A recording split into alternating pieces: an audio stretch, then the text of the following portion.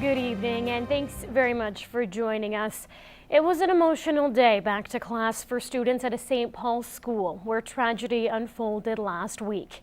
Thursday morning, a minivan crashed into the wall of Reset Junior High.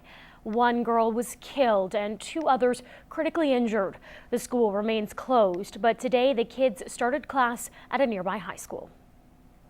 Staff and students who are now at this high school are still reeling from last week's crash.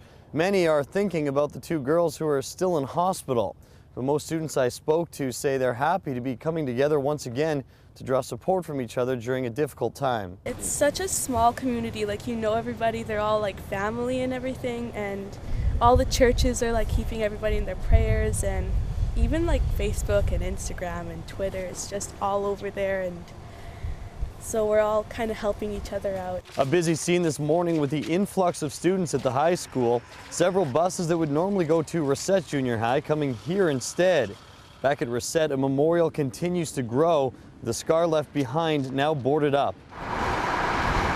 Thursday morning, a minivan smashed through the wall of the school into a grade 6 classroom. 8 students were injured, 3 of them critically when the girls were pinned under the vehicle. Those 3 were flown to hospital in Edmonton. 11-year-old Megan Wolitzki later died from her injuries. As for the other 2 seriously injured girls, one of them is now in stable condition in an Edmonton hospital. The other, at last check, is still in critical. Now, I'm told grief counselors will be on hand today and in the near future here at this school for students and staff having a tough time. As for the man behind the wheel, RCMP say it's 46-year-old Richard Benson. A decision is expected on his bail application Thursday. Reporting from St. Paul, Bill Fortier, CTV News. Meantime, the family of Megan Wolitzki will be holding a funeral this weekend for the young victim of the tragic crash. Megan's family has invited the community to attend, who they are thanking for an outpouring of support and prayers. The funeral is being held at 10:30 on Saturday morning at the St. Paul Roman Catholic Cathedral.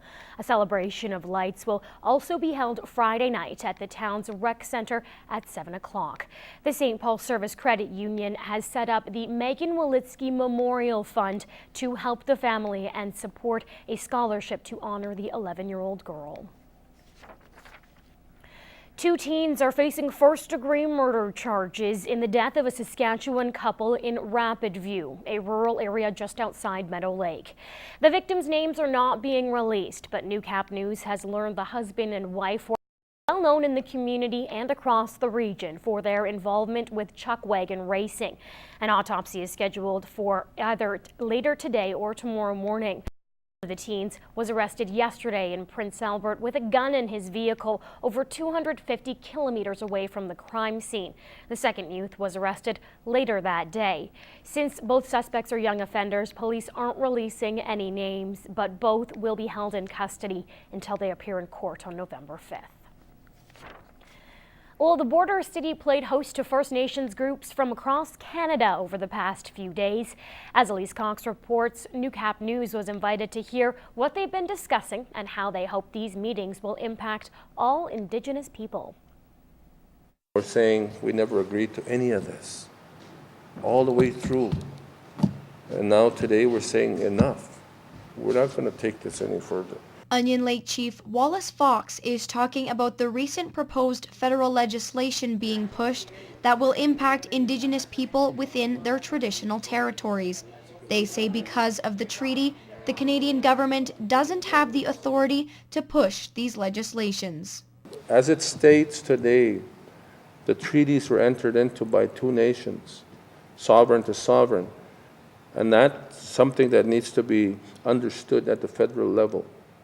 What is the proposed legislation is to take this and domesticate the treaty and put it under the law of Canada and within the provincial entities. The meetings are meant to educate the Indigenous people on an action strategy they are organizing in response to the legislations.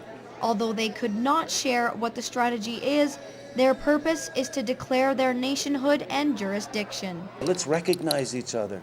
And let's affirm who we are and make this country a better place. That's what this is all about. Elise Cox, Newcap News.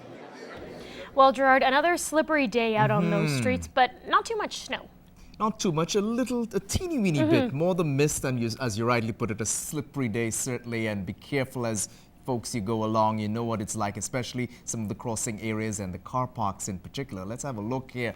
Overcast, misty conditions, a little smattering of snow just before 10 o'clock or thereabouts. And yes, that ice along some of the footpaths, a source of concern, really going along quite gingerly. I did today. This is what you're dealing with right across the region. And for Cold Lake and area, some freezing rain accompanied by ice pellets at various times too.